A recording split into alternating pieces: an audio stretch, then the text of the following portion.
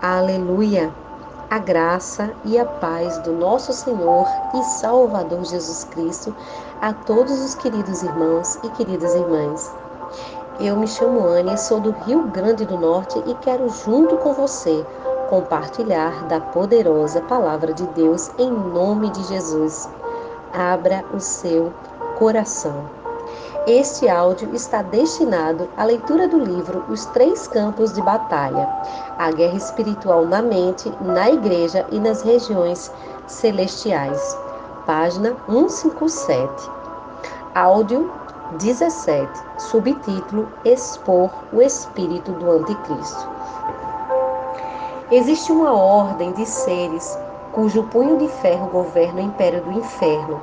Uma nuvem de maldade escurece quase todos os aspectos da vida na terra.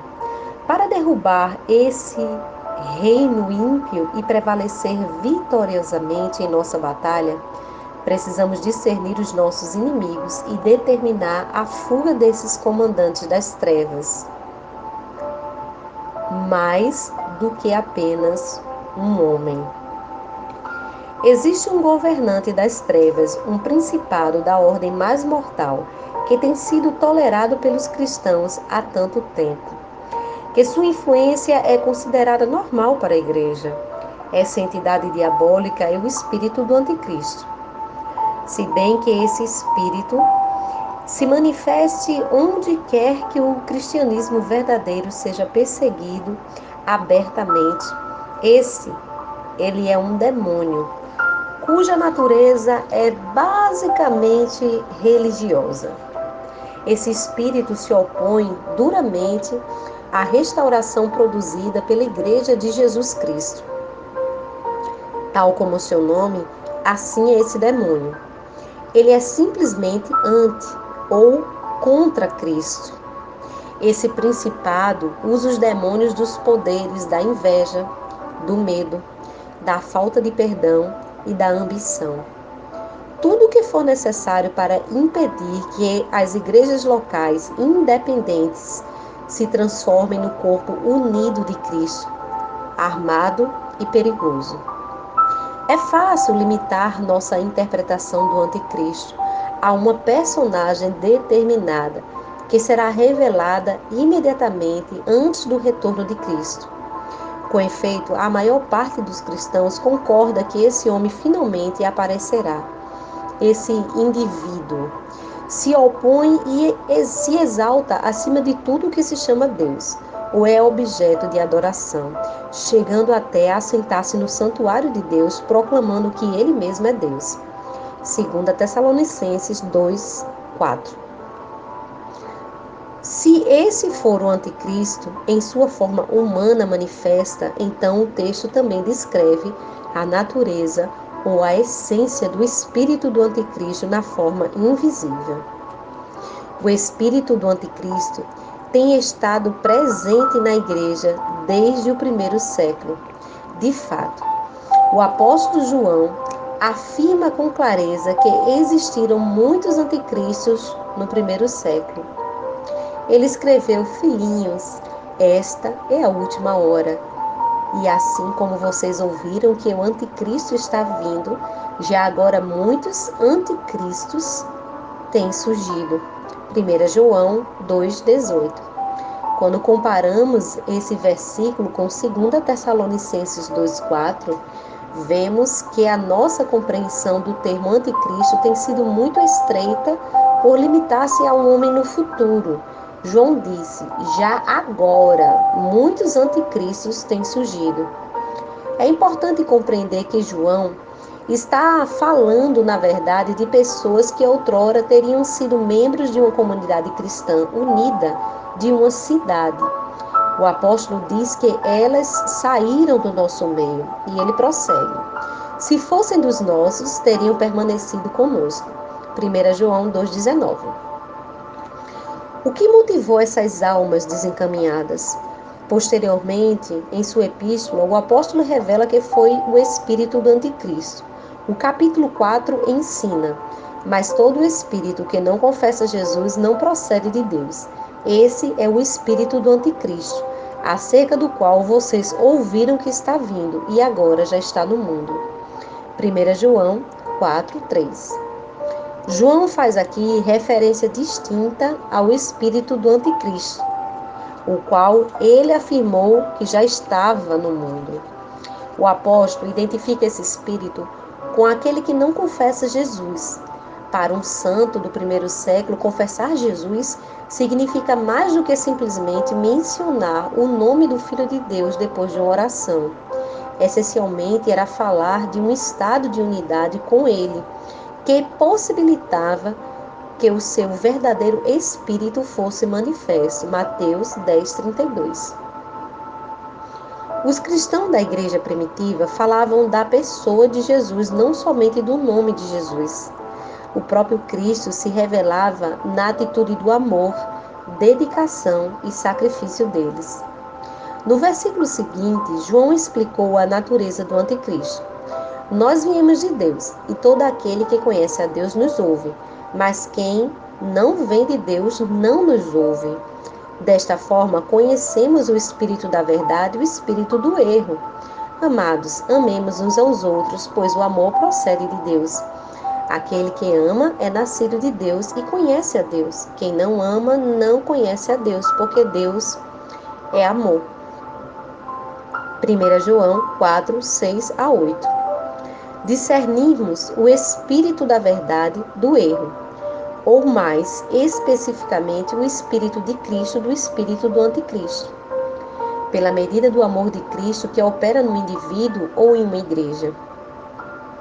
João diz que quem não ama não conhece a Deus. Um indivíduo ou uma igreja que acha que Deus está satisfeito com ele, mas não anda em amor, pode estar, na verdade, servindo ao espírito do anticristo.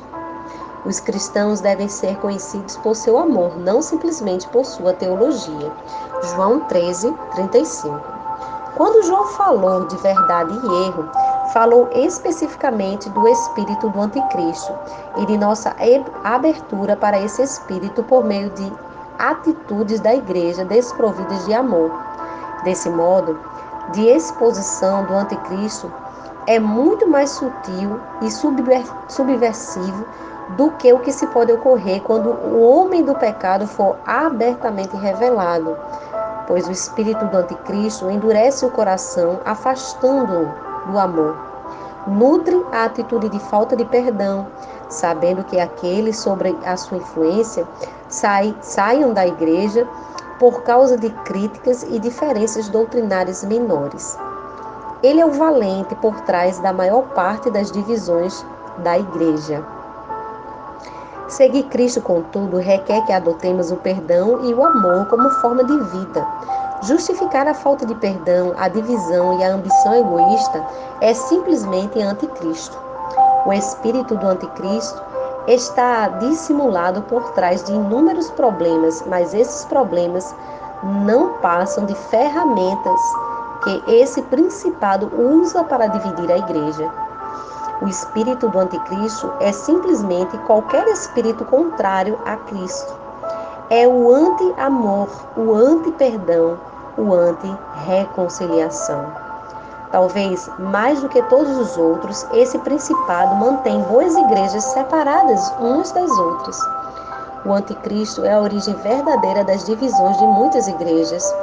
Se orássemos contra esse espírito, em vez de orarmos pelos problemas que aparecem de imediato, muitas divisões das igrejas seriam evitadas.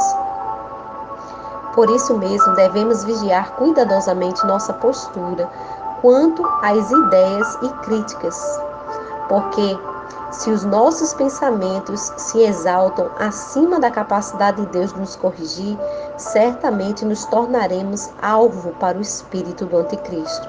Lembre-se, esse espírito pode usar a inveja ou o medo, ou mesmo a cor dos banheiros de uma igreja, ou uma cortina de fumaça. Mas a causa essencial da maior parte da divisão é simplesmente o fato de cristãos se renderem a alguém ou a algo diferente do Espírito com E maiúsculo e dos ensinamentos de Jesus Cristo. Qualquer situação pode ser reconciliada pelo retorno às palavras de Jesus. uma vez que todas as partes concordem em se render a Jesus, o amor e a vitória vêm em seguida. Libertação do anticristo na esfera individual. Todos nós temos hábitos de pensamentos, fortalezas mentais, moldadas e condicionadas pelo espírito do anticristo. Não abriguemos pensamentos que sejam contrários, anti a Cristo. Em vez disso, devemos confessá-los como pecado, a fim de derrotá-los. O anticristo tem testado ao redor há muito tempo.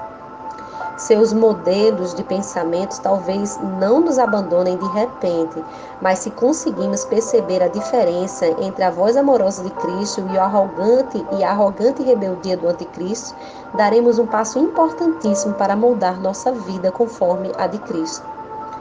Como saber se sua falta de amor por outras igrejas é apenas manifestação da carne ou é uma fortaleza do espírito do anticristo?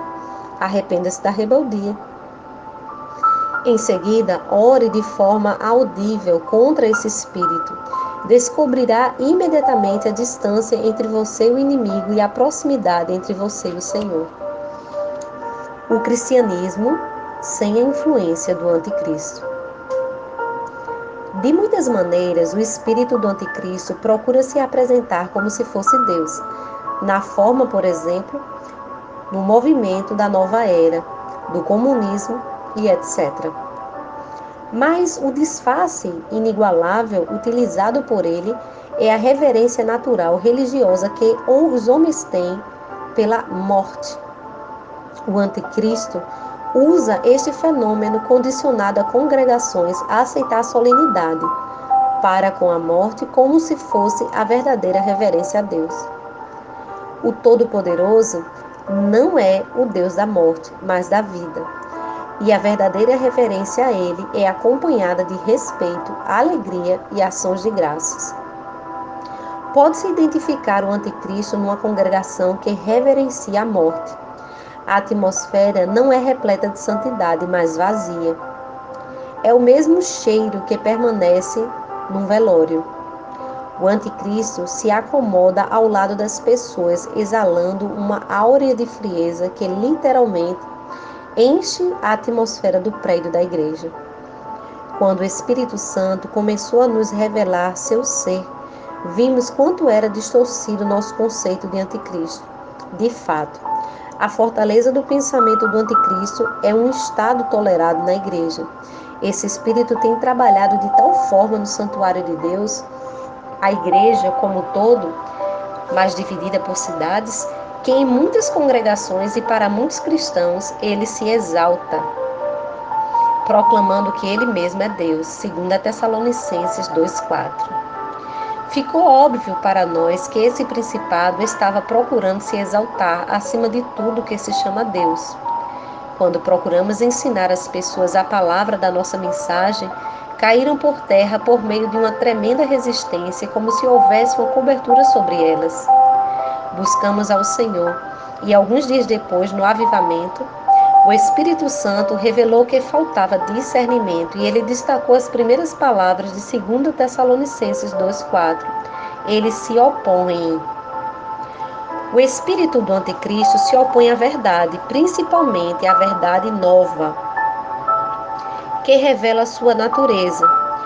Ele resiste a qualquer movimento do corpo de Cristo em direção à vida, nas igrejas, onde preside.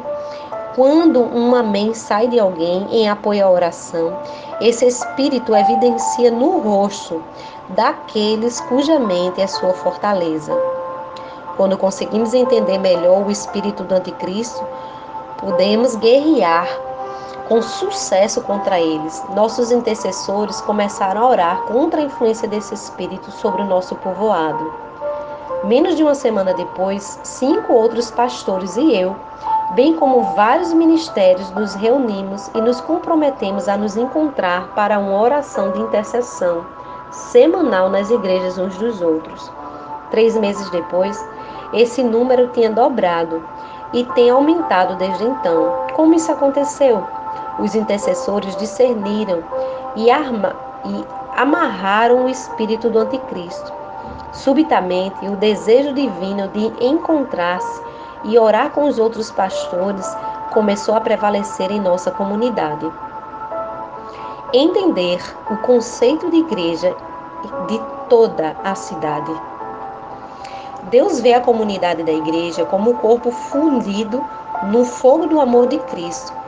Ele nos quer orando juntos, trabalhando e edificando nossa igreja no espírito do seu reino. Ninguém conhece melhor a batalha local do que os pastores locais. Quando Jesus falou às igrejas do Apocalipse de João, falou-lhes com igrejas individuais, com batalhas das suas respectivas regiões. Ele não disse para essa ou para aquela igreja, cuja sede está em Londres, por exemplo. Não.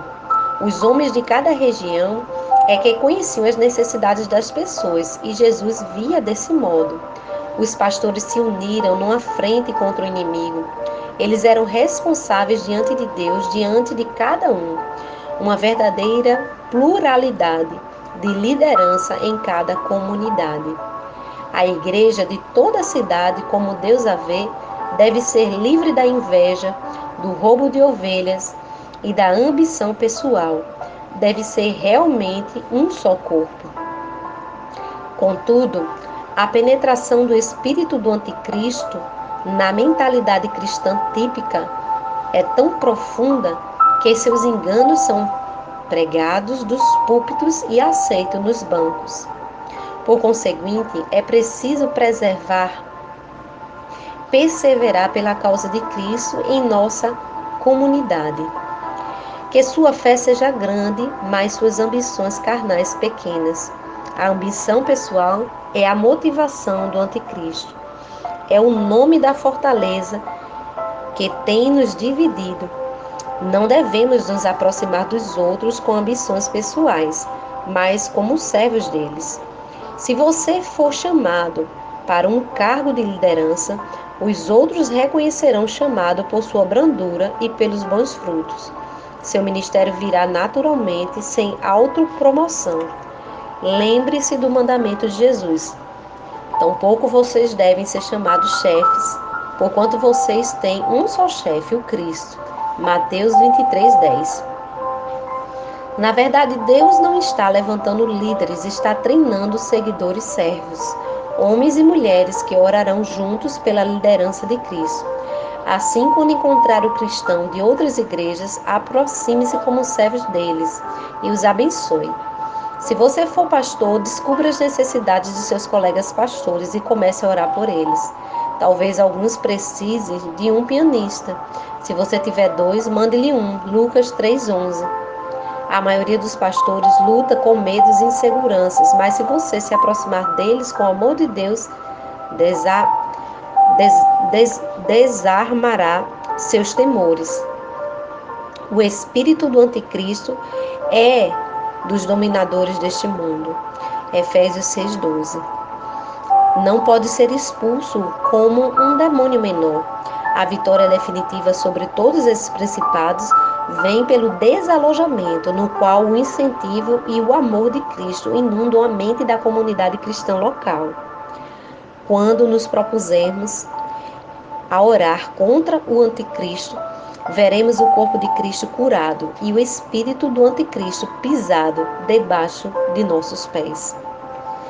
Queridos, convido você a orar no nome de Jesus. Pai, em teu nome, conhecemos o que a tua palavra nos disse hoje, Pai. Que há uma entidade maligna, Senhor, atuando na igreja, que é espírito, Senhor, de um anticristo. Tudo aquilo que se opõe à igreja de Jesus, tudo aquilo que se opõe à prática do amor, tudo aquilo que se opõe à prática do perdão, da inveja, da ambição egoísta, é espírito de anticristo. Pai, neste momento eu quero repreender na atmosfera espiritual da tua igreja este espírito maligno que vem atuando na mente de cristãos que vão ouvir hoje este áudio. Em nome de Jesus, eu te repreendo. Em nome de Jesus, espírito do anticristo, saia e pare de atuar na atmosfera da mente desse cristão, pelo poder do nome de Jesus. Pai, eu peço que essa vida seja movida pelo teu amor. Eu peço que essa vida seja movida pela tua palavra. Perdoa, Senhor, os seus pecados. É diante do Senhor que nós nos arrependemos, ó Pai, e pedimos que o Senhor possa, Senhor, sarar todas as feridas desta mente, para a glória, honra e louvor do teu nome. Nos dá um espírito disposto a te servir, Senhor, em nome de Jesus, para que a tua glória, Senhor, resplandeça sobre a face da terra através de uma igreja unida e curada no teu nome e no teu poder. Que o cristianismo cresça, Senhor, e influencie, Senhor, toda a terra. Pai, rogamos a Ti pela unidade do Teu corpo, pela unidade das Tuas igrejas, Senhor, espalhadas sobre a face da terra. Oramos contra este espírito do anticristo que se opõe à verdade e que tem muitas vezes criado divisões no Teu corpo, que tem, Senhor, separado pessoas, afastado pessoas, deixado pessoas presas a espíritos críticos. Eu repreendo agora no poder e na autoridade do nome de Jesus esta influência, para a tua glória, honra e louvor. Que o Senhor levante homens e mulheres, servos, seguidores do Senhor Jesus, líderes, treinados e capacitados e habilitados para usar a tua palavra, Senhor, como instrumento de cura. No teu nome, desde já te agradecemos. Amém e amém.